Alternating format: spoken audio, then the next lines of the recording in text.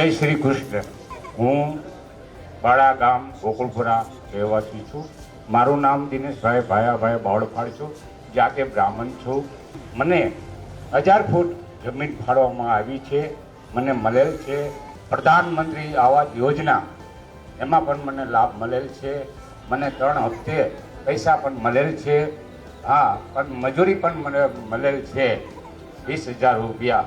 ધન્યવાદ. હું મોદી સાહેબને, આપણા તાલુકા પંચાયત વિકાસ તંત્ર જામનગરને આભાર માનું છું.